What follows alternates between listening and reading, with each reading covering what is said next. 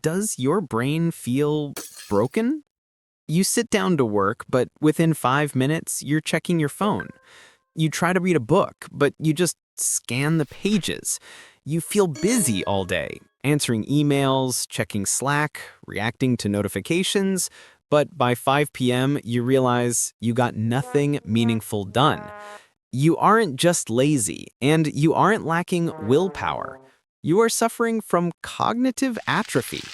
Your brain is physically losing the ability to focus. The modern world has rewired your neural pathways to seek distraction the same way a junkie seeks a hit. But the good news? We can rebuild it. To do it, we are going to turn to the work of Cal Newport and his book, Deep Work. We are going to construct a 30-day intervention called the Monk Mode Protocol. It's time to stop being busy and start being elite. Before we fix the brain, you have to understand how you broke it. Most people think focus is a personality trait. You either have it or you don't. That is a lie. Focus is a skill. It is a physical mechanic in your brain. When you focus intensely on one task, your brain wraps a fatty tissue called myelin around your neural circuits. Think of myelin like the rubber insulation on a copper wire. The more myelin you have, the faster and cleaner the electricity moves. To be great at something, you need to be well myelinated. But here's the problem. Every time you switch tasks, every time you glance at a text message while writing an email, you stopped that insulation process. You are training your brain to be distracted. You are essentially shredding the insulation off your own wires.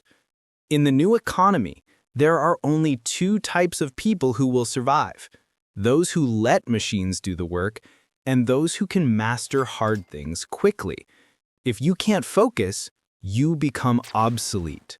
So, how do we grow that myelin back? We follow the 4-phase protocol. Phase 1 is about your schedule.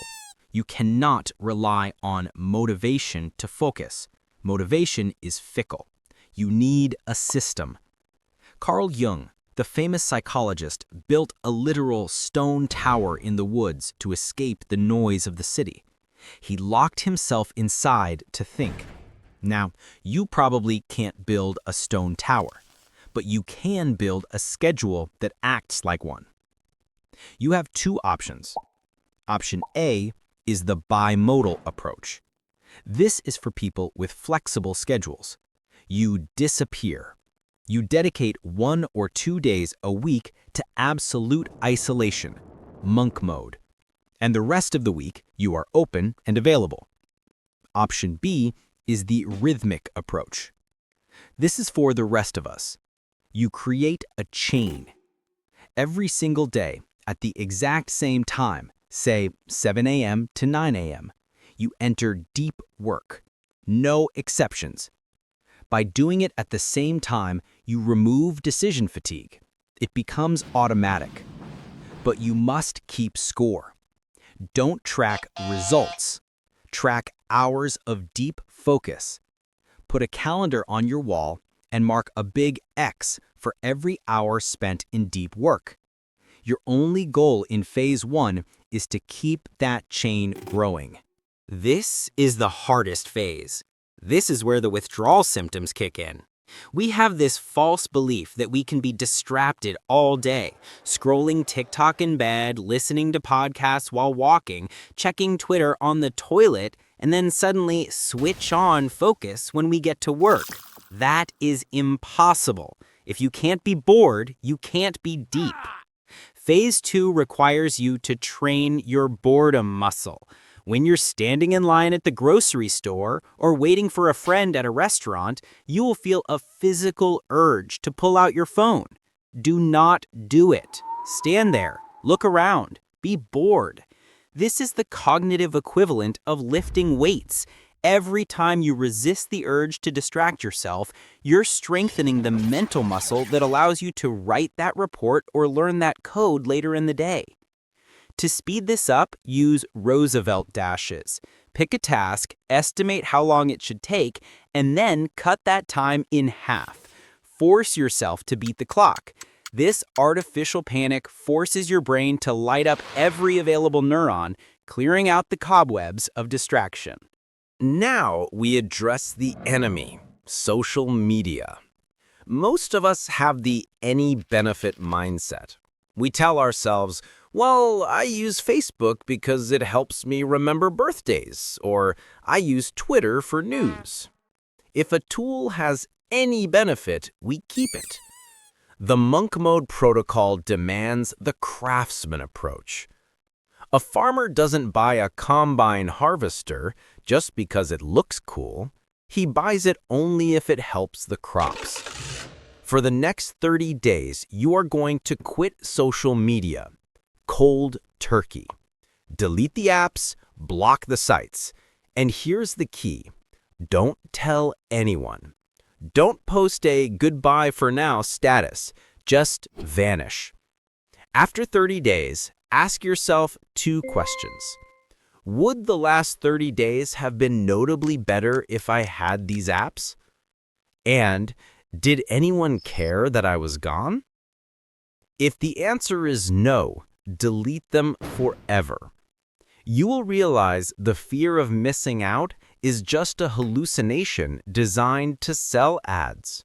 Finally, to work deeply, you must rest deeply. You cannot work halfway until 10 p.m., checking emails in bed. That creates attention residue. Your brain keeps spinning on unfinished tasks, burning energy while you sleep. You need a shutdown ritual.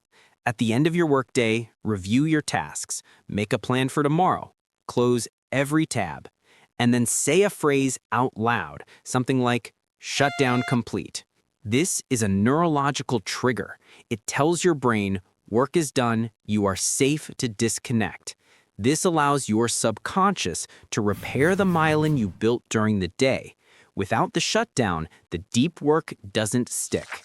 The world is drifting into a state of frantic, shallow busyness. We are drowning in information, but starving for wisdom.